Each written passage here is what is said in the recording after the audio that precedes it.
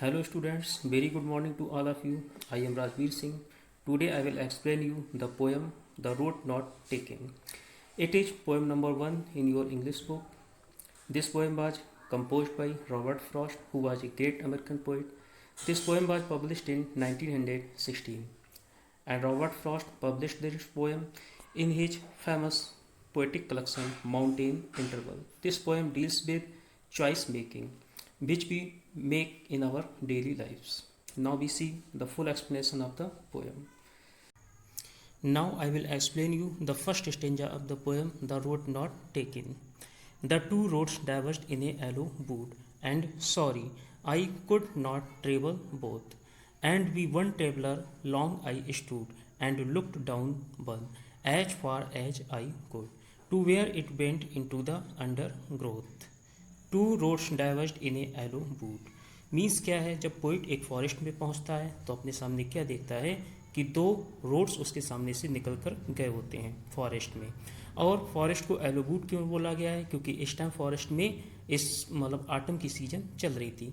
And sorry I could not travel both. और यहाँ पर जो पोइट होता है बहुत ज़्यादा सैड होता है। वो सैड होता है कि एक टाइम में वो दोनों रास्तों पर नहीं चल सकता है, उसे कोई एक ही जो रोड है वो सिलेक्ट करना पड़ेगा। And be one traveller long I stood and looked down one as far as I could. And be one traveller, वही मैं सिर्फ एक ही रोड पर चल सकता हूँ। लॉन्ग आई स्टूड, और जो पोइट होता है बहुत देर तक खड़ा रहता है वहाँ पर। एंड लुकड डाउन वन, और एक रास्ते पर वो बिल्कुल लास्ट तक देखता है। As far as I could, जितनी दूर तक वो देख सकता था उतनी दूर तक उस रास्ते को देखता है। To where it went in to the undergrowth. अब वो रास्ता फाइनल कहाँ पर फिनिश हो रहा है जाकर के, वो डीप प्लांट्स में जो झाड़ियाँ वगैरह थी उनमें फिनिश हो रहा है जाकर के। Now I am explaining you this first stanza. The poet went in to a forest, he finds that there are two roads before him, and the poet is very much sad that he cannot travel on both roads. He had to select only one road. So he selects the first road, and considering it fit for him, he looks that road as far as he can see. This road ends in a deep plants or deep bushes area in the forest.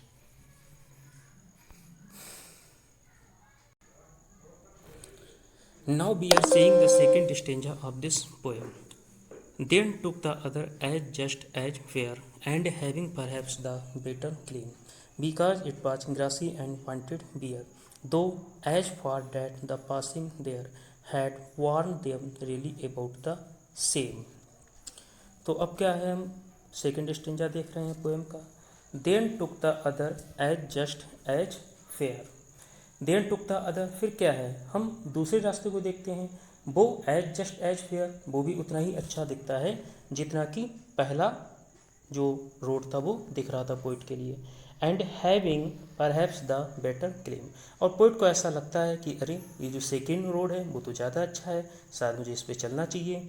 Because it was grassy and wanted wear, और ऐसा क्यों था, because it was grassy, क्योंकि ये एक grassy road था। Means क्या है, ग्रीन ग्रीन इस पर ग्रास थी। एंड वांटेड बियर, और जैसे कि ये रोड बुला रहा हो कि आओ मुझ पे चलो आकर के, तो इस तरीके से वांटेड बियर मीन्स वही ये चलने का मन हुआ पोइट को इस रोड पर। Though as for that the passing there had worn them really about the same. Though for that passing there, हालांकि दोनों रास्तों की हम कंपेरिजन करें, had worn them really about the same, दोनों एक ही जैसे थे। क्यों थे, क्योंकि दोनों रोड्स पे ही ज़्यादा लोग नहीं चले थे, इस वजह से। Now I in second stanza, the poet sees the another road, and he finds that the second road is better than the previous first road. Why he thinks so? Because he sees that the first road is not so fair as the second road is fair, and he thinks that it has the better claim, and he should travel on this road. Why? It is grassy, and on this road some people have walked on, although both the roads were same, because on both roads people not traveled so much. Now we see the third stanza of the poem. And both that morning equally lay, in leaves no step had trodden black. Oh, I kept the first for another day, yet knowing how May leads on to way, I doubted if I should ever come back. And both that road morning equally ले। तो यहाँ पर जो poet कहता है कि दोनों के दोनों जो रोड हैं वो सेम ही बिल्कुल थे। In leaves no step had trod in black. ऐसा क्यों है? क्योंकि उन दोनों ही रोड्स पर कोई पर्सन नहीं चला था, इसी वजह से क्या था, जो लीव्स थी वो बिल्कुल मतलब कुचली नहीं गई थी। Oh I kept the first for another day. लेकिन फिर भी क्या होता है कि जो पोइट है वो सेकंड रोड को प्रेफरेंस देता है कि मैं सेकंड रोड पर चलूँगा, और जो फर्स्ट रोड है वो मैं किसी और दिन ट्राई करूँगा। Yet knowing how way Leeds on two way. लेकिन फिर भी ये पता था कि सेकंड रोड पर चलूँगा तो ये मुझे कहाँ ले जाएगा, इसके क्या रिजल्ट्स निकलेंगे। आई doubted if I should ईवर come back. और इसके साथ ही साथ क्या हुआ, एक स्ट्रॉन्ग डाउट भी हुआ, अगर मैं सेकंड रोड पर चला तो शायद मैं उस रोड से वापस नहीं आ पाऊँगा सेकंड रोड पर चलने के लिए। In third stanza the poet is in difficult situation. He finds that both roads are same. Still he selects the second road. He considers it is very well for him to go ahead on second road. Yet he is very doubtful whether he can come back on the second road or not in future. Now we are going on last and fourth stanza. I shall be telling this with a sigh.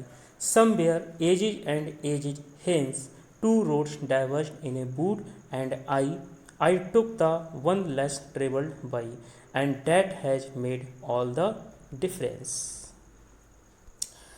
I shall be telling this with a sigh. अब poet क्या कहता है, अब मैंने जो second road select किया है तो अगर इसके अच्छे रिजल्ट्स आते हैं, अच्छी चीज़ें देखने को मिलती हैं तो क्या होगा, एक प्राउड फीलिंग के साथ लोगों को बताऊंगा। अगर कुछ बुरा होता है उस कंडीशन में क्या है, विद ए शाई, मतलब क्या एक सैडनेस के साथ लोगों को बताऊंगा कि भाई मैंने ये रोड सेलेक्ट किया और इसका ये रिजल्ट निकला। Somewhere edges and edges hence, आगे से मतलब आज से सैकड़ों या कहें कई वर्षों बाद। टू रोड्स डाइवर्स इन ए बूट, लोगों को मैं एक स्टोरी सुनाया करूँगा अपनी कि मैं एक बूट में गया था और क्या हुआ था, उसमें दो रोड्स मैंने देखे और उसमें से मैंने क्या है कि जो सेकंड रोड है वो सिलेक्ट किया। And I took the one less travelled by, और मैंने दूसरा रास्ता जो दूसरा रूट था वो सिलेक्ट किया जिस पर कम लोग चले थे। And that has made all the difference, और सारा का सारा जो डिफरेंस है वो उसी मेरी जो रोड मैंने सेलेक्ट किया था उसी से क्रिएट हुआ है।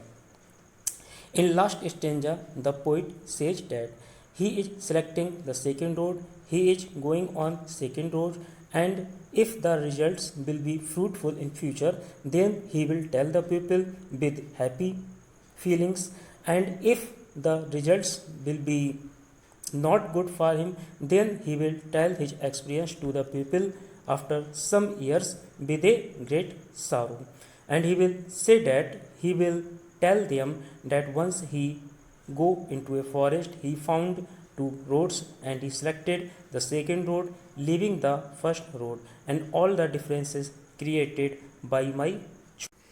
This was the literary meaning of this poem. Now we see the another meaning of this poem which connects our day-to-day life. We are all like the poet.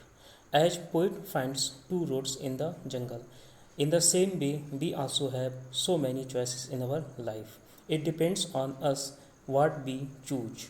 We always should choose good choices in our life. If we choose good choices, then our future life will be happy. If we choose wrong choices or bad choices, then what will happen? Our future life will be difficult.